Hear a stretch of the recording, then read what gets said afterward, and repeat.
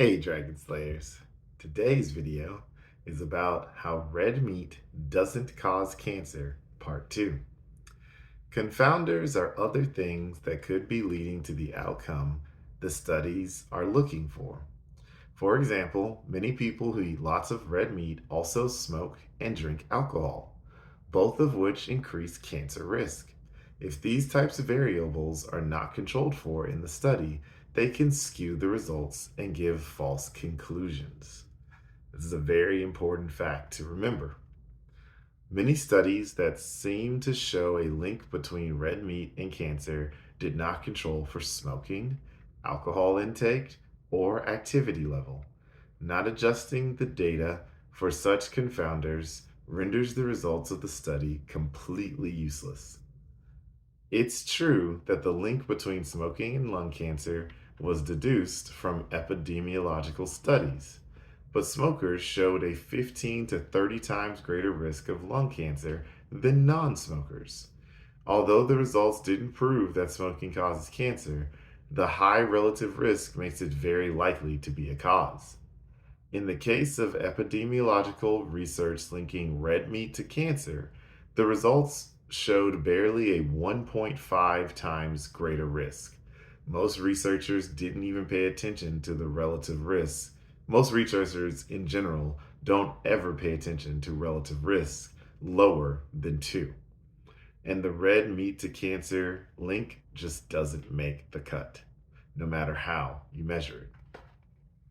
So, the key takeaway message to all of this is that given the very long history of humanity eating all the red meat it could hunt down and kill, we drove several large species to extinction because of it. It seems extremely unlikely that eating red meat leads to anything other than good health. If red meat truly causes cancer, then it seems possible that humans should already be extinct because of all the cancer our ancestors would have had from eating all of that red meat.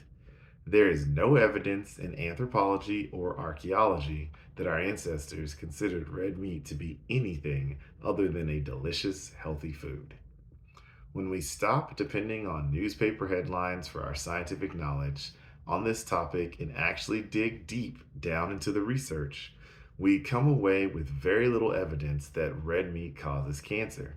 Researchers who truly believe this should design some better studies that will show a convincing link between red meat and cancer.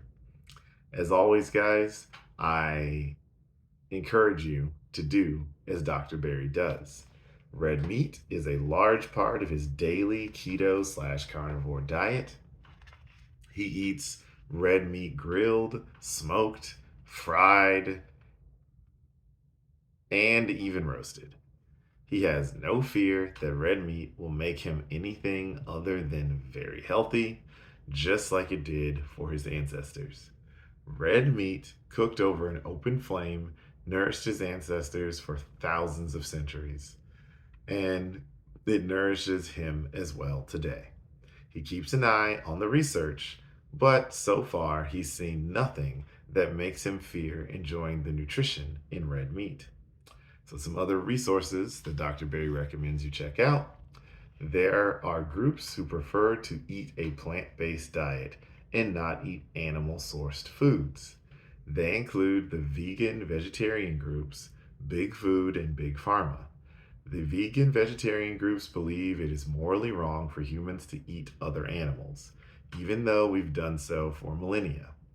Big Food makes millions of dollars through manufacturing processed plant-based food products, so their motivation is clear.